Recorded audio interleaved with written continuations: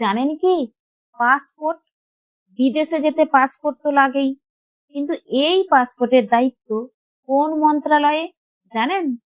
এটা পররাষ্ট্র মন্ত্রণালয়ের অধীনে, আর পাসপোর্ট অফিসারের মাধ্যমে ইস্যু হয়।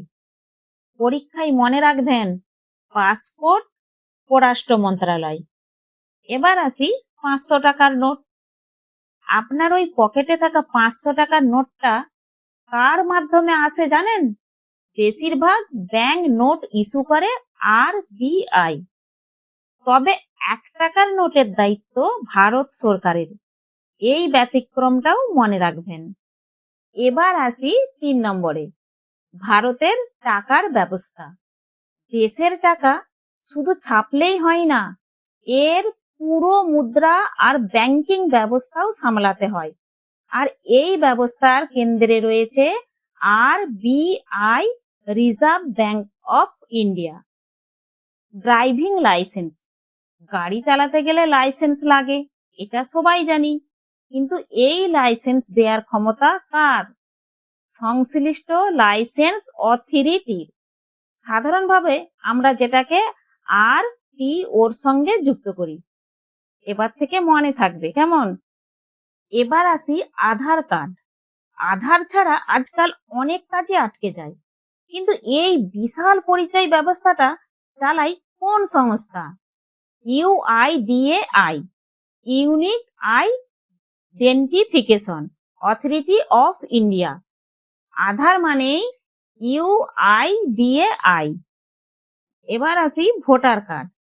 ভোট দিতে যাওয়ার আগে একটা জিনিস অবশ্যই দেখে নেবেন, ভোটার তালিকায় আপনার নাম আছে তো? দেশের নির্বাচন পরিচালনার দায়িত্ব ইলেকশন কমিশন অফ ইন্ডিয়া, তাই ভোটের আগে নামটা যাচাই করে নিন। এবার আসি প্যান কার্ড। ব্যাংকিং আর ট্যাক্সের মতো অনেক আর্থিক কাজেই প্যান নম্বর লাগে, কিন্তু এই নম্বরটা কোন সরকারি বিভাগের সঙ্গে যুক্ত? আয়কর বিভাগের সঙ্গে যুক্ত। প্যান মানে পার্লামেন্ট অ্যাকাউন্ট নম্বর। জন্ম শংসাপত্র। একটা শিশু জন্মালেই শুধু পরিবারের খবর হয় না, সরকারের কাছেও সেই জন্মের রেকর্ড তৈরি হয়। জন্ম নথিভুক্ত হওয়ার পর সেই রেকর্ডের ভিত্তিতেই জন্ম শংসাপত্র দেয়া হয়। খুব গুরুত্বপূর্ণ নথি এটা। মৃত্যু শংসাপত্র। কোনো মানুষ মারা গেলেও ঘটনাটা শুধু পরিবারের মধ্যেই থাকে না, সরকারি বিভাগেও নথিভুক্ত হয়। মৃত্যুর তথ্য রেজিস্ট্রারের কাছে নথিভুক্ত হয়, আর সেই রেকর্ডের ভিত্তিতেই মৃত্যু শংসাপত্র দেয়া হয়।